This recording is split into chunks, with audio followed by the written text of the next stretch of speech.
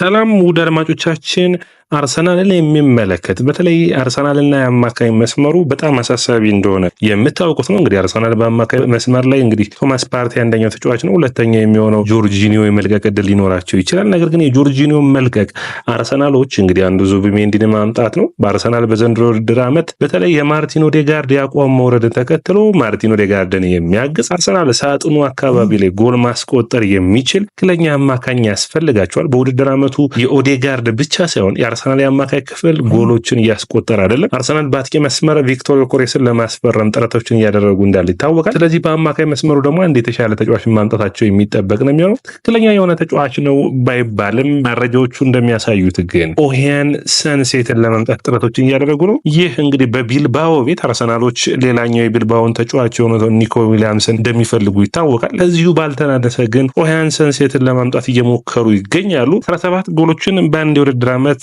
ማስቆጠር ችሏል። በዘንድሮ ውድድር ዓመት አንዳንድ መረጃዎች ናቸው እንግዲህ ያመጡት።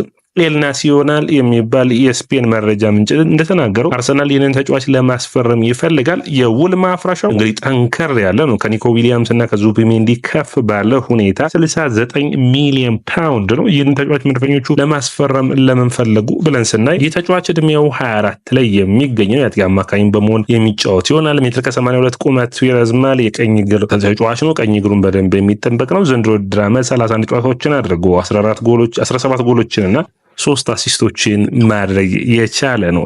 አስደናቂው ኦሄያን ሰንሴት ማን ነው? ለአርሰናልስ የአማካይ መስመር ምን አይነት መፍትሄዎችን ያመጣል የሚለውን በዚህኛው ፕሮግራማችን የምንነግራችሁ ይኖረናል። ውድ አድማጮቻችን አንድሬ በርታ የአርሰናል የስፖርቲንግ ዳይሬክተር እንግዲህ ኃላፊ ሆኖ እንደመጣ እንታውቃላችሁ። ስለዚህ አርሰናሎች በክረምቱ የዝውውር መስኮት በተለይ ወደ ስፔን የተለያዩ ዝውውሮችን የማድረግ ድላቸው ሰፊ እንደሆነ የሚጠበቅ ነው። ስለዚህ ምን ታስባላችሁ? ይህንን ተጫዋች ሰንሴትን በአትሌቲክ ቢልባኦ በዘንድሮ ውድድር ዓመት እንዴት አገኛችሁት? በጣም ባልተጠበቀ ሁኔታ ጥሩ ብቃቱን እያሳየ ይገኛል። በቢልባኦ እንግዲህ ወደ ቻምፒዮንስ ሊግ ለማለፍ የሚያደርገውን ጉዞ ከዛ ውጭ ደግሞ በኮፓ ዲላሪዮን በመጨረሻዎቹ ጨዋታዎች ነው የቀረው እንዳያችሁት። ከዛ ውጭ በጥሩ በሚባል በዩሮፓ ሊግ ደግሞ የግማሽ ፍጻሜ ማንቸስተር ዩናይትድን የሚያስተናግድ ይሆናል። አርሰናል እንግዲህ በአማካይ መስመር ላይ መድፈኞቹ በተለይ በቻምፒዮንስ ሊጉ ጥሩ ውጤቶችን የሚያመጡ ከሆነ ሞርጋን ጊብስ ዋይትን አንደኛ የሚመርጡ ተጫዋች ነው። ሁለተኛ የሚሆነው ደግሞ በጣም በጥሩ ፐርፎርማንስ ላይ የሚገኘው ፍሎሬንት ዊርዝን ለማምጣት ያስባሉ የሚሉ መረጃዎች እንዳሉ ይታወቃል። እነዚህ ተጫዋቾች ግን ከ70 ሚሊዮን ፓውንድ በላይ አርሰናሎችን ሊያስወጧቸው የሚችሉበት እድል ሰፊ ነው። ስለዚህ በእነዚህ አይነት ተጫዋቾች ብቃት ላይ የሚገኘው ሌላኛውን ደግሞ ኦሄያን ሰንሴትን ለማምጣት ማሰባቸው ግድ የሚል ነው። በማይክል አርቴታ ስር አርሰናል በቀኝ እግሩ የሚጫወት በ8 ቁጥር ሚና የማርቲን ኦዴጋርድ ጋር አብሮ መጫወት የሚችል ማርቲን ኦዴጋርድ በማይኖርባቸው ጨዋታዎች ትልልቅ ኃላፊነቶችን መውሰድ የሚችል ተጫዋች ይፈልጋሉ። በተለይ የሳጥኑ ቦክስ ላይ ጨራሽ የሆነ ተጫዋች ነው። ሰንሴት ይሄ ሳጥኑ አካባቢ ኳስ አግኝቶ የማይምር አይነት ነው። ወደ 7 ቮሊን ያስቆጠረው ከሳጥኑ ውጭ ወደ 7 ጎሎችን ማስቆጠር ችሏል።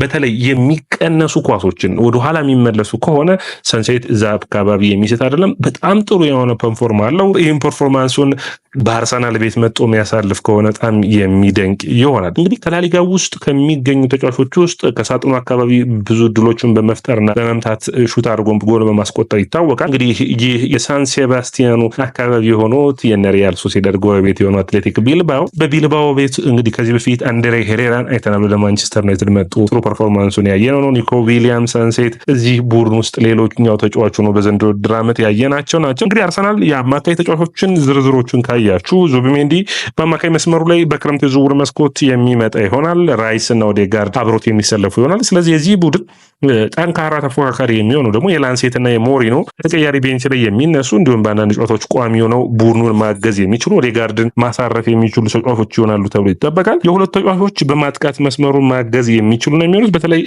ሞሪኖ እና ራይስ አሁንም በ6 ቁጥር መሰለፍ ይችላሉ። ዙቢሜንዲ እና ላንሴት እንዲሁም ደግሞ ኦዴጋርድ በ8 ቁጥር መሰለፍ ይችላሉ። በ10 ቁጥር ላንሴት እና ኦዴጋርድ ማሰለፍ የሚችል ይሆናል። አርሰናል በፓርቴ ዝውውር ጉዳይ የኮንትራት ጉዳዮች ላይ አሁንም ድርድሮችን ማድረግ ይፈልጋል። ነገር ግን ግን የፓርቲ ድርድር ጉዳይ የማይሳካ ከሆነ ራሱ አርሰናል በ6 ቁጥር ሚና ላይ ራይስና ዙቢሜንዲ ከሆኑለት ከዛ ውጭ ራይስና ሳንሴትን በ8 ቁጥር ሚና በተለይ አርሰናል በዘንድሮ ውድድር ዓመት የተቸገረባቸውን የሎ ብሎክ ጨዋታዎች ቡድኖች ወደኋላ አፈግፍገው በሚጫወቱበት ጊዜ 5 እና 6 ተከላካዮችን ይዘው ከኋላ በሚቆሙበት ጊዜ ከሳጥን ውጭ ሹት አድርገው ጎል የሚያስቆጥር ተጫዋች ያስፈልጋል። ይህኛው ተጫዋች ደግሞ እንደዚህ አይነት ብቃት አለው። ሳጥን ውጭ አይምሬ ነው። በተለይ በአርሰናል በኩል የዲክላን ራይስ ወይም ደግሞ አልፎ አልፎ የማርቲኔሊና የቡካዮ ሳካ ከሳጥን ውጭ የሚመልሷቸውን ኳሶች እድሎች እንዲፈጠር ያደርጋል። እዚህ ቡድን ውስጥ እንግዲህ ንዋነሪም እንዳለ መርሳት የለበትም። ስካሊም በአማካይ መስመር ላይ መጫወት ከሚችሉ ተጫዋቾች ውስጥ አንዱ ነው የሚሆነው። ስለዚህ ቡድኑን በሚገባ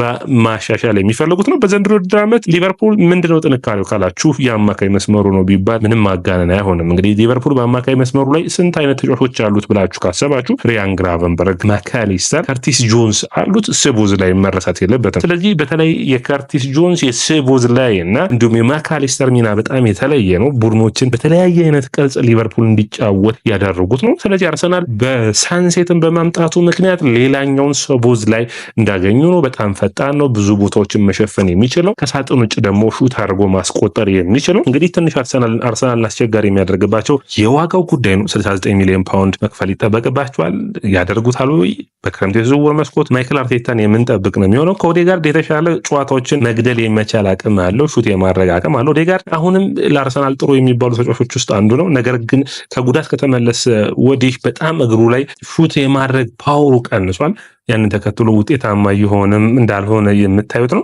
እንግዲህ ሰንሴት እድሎችን በመፍጠር ላይ ኦዴጋርድ የተሻለ ሆኖ ሊታይ ይችላል። በማስቆጠሩ በኩል ግን ሰንሴት የተሻለ ሆኖ የሚታየት የሚችል ነው። በተለይ አርሰናል ትክክለኛ አጥቂን የማያገኝ ከሆነ ያ ማለት የተከላካይ መስመሮቹን የብዙዎቹን ቡድኖች ወደኋላ እንዲያፈገፍጉ የሚያስገድድ አጥቂው ወደ ሳጥኑ በሚገባ ከሆነ ከሳጥኑ ጫፍ ላይ የሚገኙ ስፔሶች ላይ ማስቆጠር የሚችሉበትን ብቃትን ተጫዋች መስጠት የሚችል ነው። ኢልካይ ጉንዶጋንን ልታነሱት ትችላላችሁ። እንግዲህ እንደዚህ ጎል በማስቆጠሩ ረገድ የዚህ አይነት ሚና ሊወጣ የሚችል ነው የሚሆነው ለአርሰናል። ኢልካይ ጉንዶጋን ደግሞ የማይክል አርቴታ ተወዳጁ ተጫዋች እንደነበር የምታስታውሱት ነው። ከኳስ ውጭ ያለው እንቅስቃሴ ለማይክል አርቴታ በአማካይ ሚና ላይ ጥሩ ብቃቱ እንዲያሳይ የሚያደርገው ይሆናል።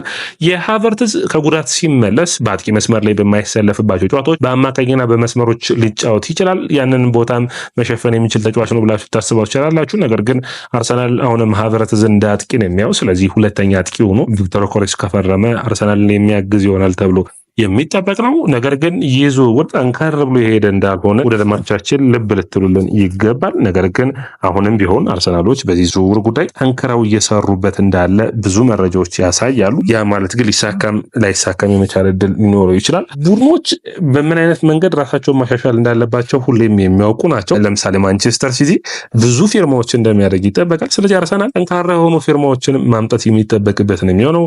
በተለይ እንደዚህ በተለያየ አይነት ቦታ መጫወት የሚችሉ ተጫዋቾችን ማምጣት የሚቻልበት ወቅት ላይ ጥሩ ፐርፎርማንስ ያላቸው ቡድኑን ከፍ ማድረግ የሚችሉ ይሆናሉ። እንግዲህ አርሰናል ሳንሴትን፣ ዙቢሜንዲን፣ ኒኮ ዊሊያምስን የሚያመጣ ከሆነ በጣም ጥሩ የሆነ የክረምት የዝውውር መስኮትን ማሳለፍ የሚችል ይሆናል። ማጥቃቱን በጣም የሚያሻሽል ይሆናል። የአማካይ መስመር በተለይ ማለትም አርሰናል በተቸገረባቸው ጨዋታዎች ውስጥ እድሎችን መፍጠር ብቻ ሳይሆን ጎሎችን ከሳጥን ውጭ መቶ የሚያስቆጥር ተጫዋች አይኖርም። ቪክቶር ዮኬሬስ የሚመጣ ከሆነ ዮኬሬስ ከሳጥን ውጭ የሚመታ አይነት አጥቂ አይደለም። ስለዚህ እንደዚህ አይነት ተጫዋቾች የሚያግዙ ይሆናል። ዲክላን ራይስ አሁንም ቢሆን ቡድኑን ከረጅም ርቀቶች መጥቶ በማስቆጠር ቅጣት ምቶችን በማስቆጠር ለአርሰናል በዛ ቦታ ላይ የሚቀጥል ይሆናል። ነገር ግን ራይስን በ8 ቁጥር ብቻ መጠቀም ሳይሆን አርሰናል በ6 ቁጥር ራይስን መጠቀም የሚፈልግ ከሆነ ሁለተኛ ተጫዋች ሆኖ ማገዝ የሚችል ነው። አርሰናሎች በአማካይ መስመሩ እንግዲህ በሞሬኖን በማስፈረም ያገኙትን ጥቅም በሌሎችን ተጫዋቾችን በማስፈረም ስፔን የሚወጡ ተጫዋቾችን ማምጣት ውጤታማ የሚያደርጋቸው እንደሆነ አሁንም በቡድኑ እምነትን አለ። ማይክል አርቴታ የሳን ሴባስቲያን ወይም ደግሞ እንግዲህ በጣም ጥሩ የሆነ ግንኙነትን ካለው ከአካባቢው ሰዎች ጋር ማምጣት የሚችል ነው የሚሆነው። አንደኛው ዙቢሜንዲ የሚመጣ ይሆናል። ሳንሴት የሚመጣ ከሆነ ወይኔ አማካይ መስመርን ከአርሰናል ከረጅም ጊዜያቶች በኋላ የድሮውን የአርሰናልን እድሎችን በመፍጠር ላይ ጥሩ የነበሩትን የጃክ ዊልሸር በጣም ጥሩ የነበሩበት ጊዜ ዊልሸር፣ ናስሪ በአማካይ መስመር ራምሴን ያየንበት ወቅት ነበር። በተለይ አርሰን ዌንገር እንደዚህ አይነት አማካኞችን ይወዱ ነበር። ስለዚህ ማይክል አርቴታ ቡድኑን ወደዛ የሚመልሰው ከሆነ በጣም አስደሳች የሆነ ጨዋታን ከሳጥን ውጭ ሹቶችን የምናይ ይሆናል። በተለይ አርሰናል የዛሬ 2 ዓመት እንደዚህ አይነት ቡድን እንደነበር የምታስታውስ ነው። ግራኒት ዣካ፣ ኦዴጋርድ፣ ማርቲኔሊ ረጃጅም ከሳጥን ውጭ ሆኖ ሹቶችን ያስቆጥሩ ነበር። ስለዚህ ቡድኑ እንደዛ መቀጠል የሚችል ከሆነ ውጤታማ ሆኖ የእንግሊዝ ፕሪሚየር ሊግን የናፈቀውን በ22 ዓመታት በኋላ ማግኘት የመቻል ዕድሉ ሰፊ ማድረግ የሚችል ነው። ይህ ግን በቻምፒዮንስ ሊጉ ላይ መድፈኞቹ የሚያመጡት ውጤት ላይ ይመረኮዛል። በተለይ በቻምፒዮንስ ሊጉ ውጤታማ ሆኖ ዋንጫዎችን ማሸነፍ የሚችሉ ከሆነ ይህንን ቡድን እያጠናከሩ የሚቀጥሉ ይሆናል። ሰላም ውድ አድማጮቻችን፣ ይህ ያያ ስፖርት ነው። ላይክ፣ ሼር፣ ኮሜንት፣ ሰብስክራይብ ማድረጋችሁን አትርሱ።